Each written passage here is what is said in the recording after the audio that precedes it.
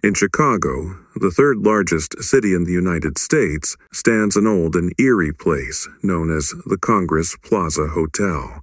But it's not just any hotel.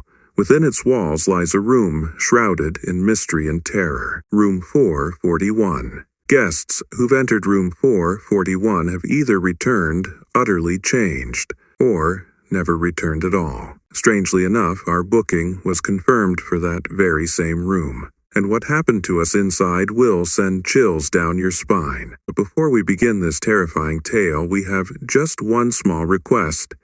Subscribe to the channel and help us reach 100 likes on this video. It might seem like a small thing, but after hearing this story, you'll understand why this room should never have been entered. So now, let's step inside Room 441 if you're brave enough to listen.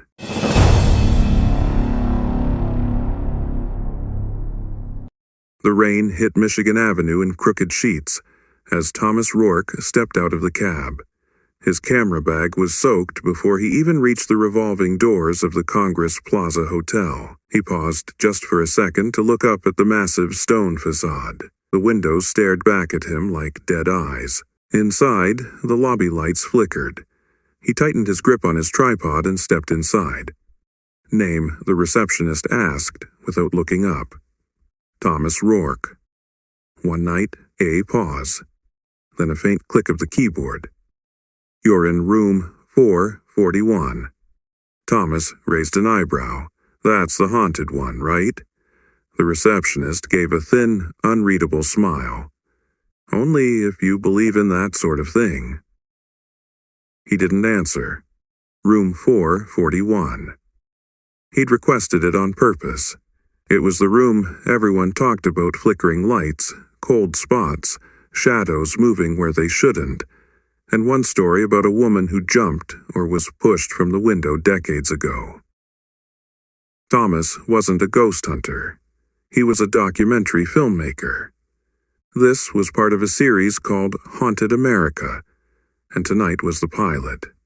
But even he felt something in the air when he opened the door to 441. The room was freezing. He flicked on the lights. They buzzed for a moment before stabilizing. It looked like any ordinary hotel room: queen bed, faded carpet, yellow wallpaper that had seen better decades. But the mirror. There was a long, jagged crack down the middle.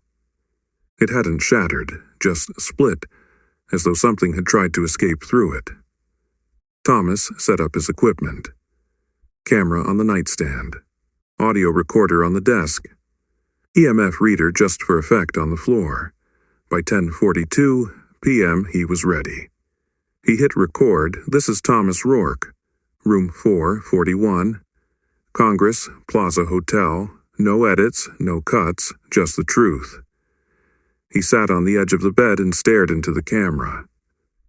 Some say this room is a gateway. Others say it's cursed. Tonight, I want to find out why people keep leaving this place changed. As he spoke, the temperature dropped. Audibly, his breath fogged. Then the static started. From the camera, from the recorder, from the old TV in the corner, even though it was unplugged. He turned. On the screen, faint but visible, was a reflection. Not his. A woman, pale, standing behind him. Hair soaked, eyes black. He spun around. Nothing there. But on the screen she was closer now. The EMF reader screeched, and then the lights went out. Thomas was plunged into darkness, the only glow coming from the tiny red light of the recording camera. He whispered into the silence. "Is someone there?" A voice answered inches from his ear. He knew that voice. Or rather, he recognized the tone, whispered and breathy, but laced with a kind of sadness that bordered on rage.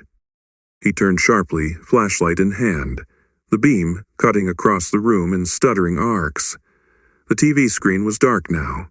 The camera light was off, and the EMF reader melted, literally plastic warped and sizzling.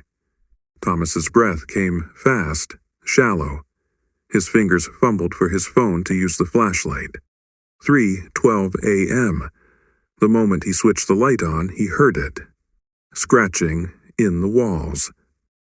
At first, faint, then rising scrape and scrape like fingernails across concrete. It traveled from behind the headboard to the bathroom wall, then to the closet. He moved cautiously toward the closet, filming as he went. "Whatever this is," he whispered, "you're not scaring me." A lie. His hand was shaking. He slid the closet door open. Dust, a few wire hangers, a cracked ceiling tile, a child's voice. Soft. "He locked me in here." Thomas's heart slammed in his chest. He spun around. No one. The ornate key in Thomas's hand felt heavier than metal should. It was cold, unnaturally cold, as though it had never known sunlight. As he turned it over, the rusted tag whispered one word into his mind over and over again. He didn't wait until morning. Wearing his jacket and slinging his camera bag over his shoulder, he stepped out of room 441. The hallway was dead silent. The once busy hum of the hotel, the buzz of elevators, the echo of footsteps, distant laughter was gone. He walked toward the service stairwell at the end of the hall, the place where guests weren't allowed to go. There, scrawled on the wall in fading paint, "No entry past level B2. But Thomas had a key for something older, deeper. He descended past B1, past B2. At B3, the air changed. The staircase was lit only by flickering bulbs, some swinging from frayed cords. The smell hit him first, mold, dust, and something else. When he reached the bottom, he found a rusted iron door. No label, just a small, round keyhole. The brass key fit perfectly. It clicked open. What lay beyond was not part of the hotel anymore. The walls weren't concrete, they were brick, like an old cellar. The hallway stretched long and narrow, with only two dim industrial lights illuminating the corridor. Everything echoed. He walked slowly, recording everything. His camera glitched every few seconds, the image warping and shifting. Shadows moved ahead of him and behind him, even though no one was there.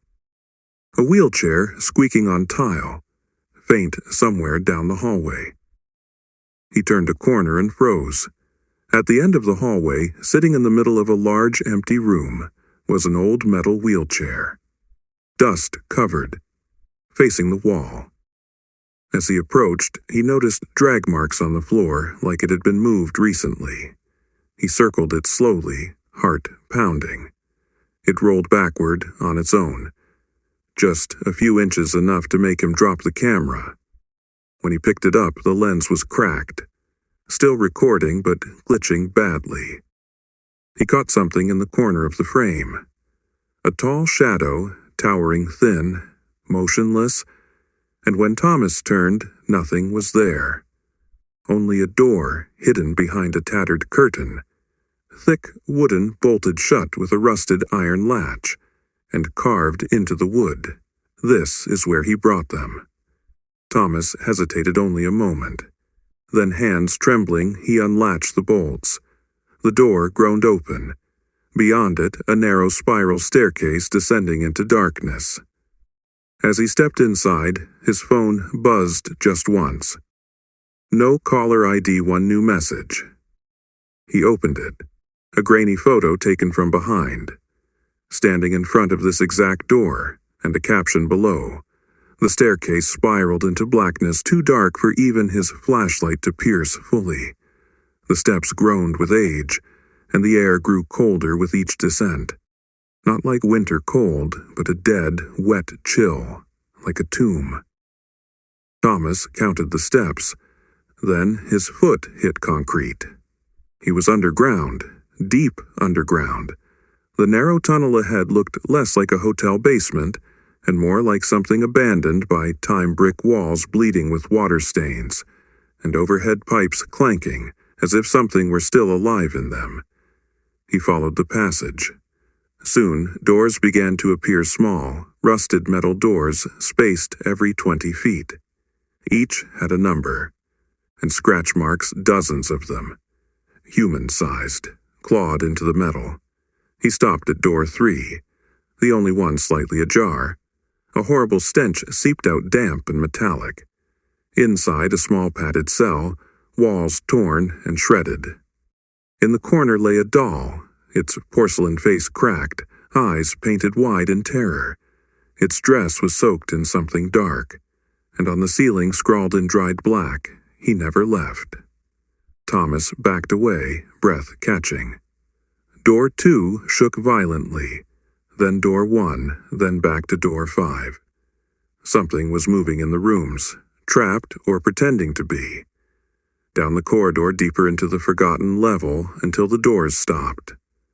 The passage ended at a final iron gate, ancient and hand-forged, wrapped in rusted chains. And carved into the wall beside it, "The devil built this room." The gate slowly creaked open by itself. Thomas raised his camera, but the screen was black. No light, no sound, only the sound of his own breath. He stepped through the gate. What he saw made him stagger. A circular room, red brick. Candles, still lit, lined the perimeter. And at the center, surrounded by symbols scorched into the floor, was a chair. A surgical chair, stained, strapped, waiting. As he inched forward, the temperature dropped so quickly it steamed his breath. His ears rang. He saw him. In the far corner, hunched over in shadow, a man, unmoving, facing the wall, wearing a long, filthy coat, hair stringy, gray. Thomas whispered. The figure didn't react. He stepped closer. The camera, though dead, suddenly powered on, flashing. The figure turned, and Thomas saw the face. Sewn shut, eyes, mouth. A twisted parody of silence, and in the stitched mouth was something sticking out. Thomas stepped forward and pulled it out. Written on the paper, "Go back to room 441. The lights blew out and everything went silent. He only recalled the sound of footsteps not his own, and the feeling of being followed. No elevator ride, no stairwell ascent. Just sudden awareness that he was standing once again in front of room 441. The door was already open. Inside the room was no longer how he'd left it. The bed was perfectly made, the lights dim, the air still. On the desk, his camera. Clean, functional, fully charged, and sitting beside it a note written in jagged black ink. Footage or truth. You cannot keep both. He backed away, but the door slammed shut behind him. The lights went out. He turned on his flashlight. In the corner near the window stood the tall, thin shadow from the sub-basement. Silent, unmoving, watching. And on the wall above the bed, writing, "They all came back except him." Thomas ran to the door. It wouldn't budge. He turned to the mirror and gasped. His reflection was gone. In its place, the stitched man now staring directly at him, mouth unsewn, whispering silently behind the glass. The camera clicked once, twice. On the bed, the display flickered to life, showing footage from the sub-basement, the shadow, the rooms, the chair, and finally, a still image of Thomas, sleeping in room 441, though he hadn't slept. He blinked. Everything was normal again. Morning sun crept through the curtains. The door creaked open behind him. The hallway was filled with guests, laughter, light. But in his mind something remained. You were chosen because you believed. If you felt a chill down your spine, you're not alone. The Congress Plaza Hotel remains one of the most terrifying places in America, and its secrets are still buried beneath layers of time and silence. Do you believe something is truly haunting room 441? Comment your thoughts below. And if you dare to uncover more true paranormal stories from haunted American cities, hit that like button, subscribe, and turn on notifications because next time we're going deeper into the unknown. Until then, sleep with the lights on.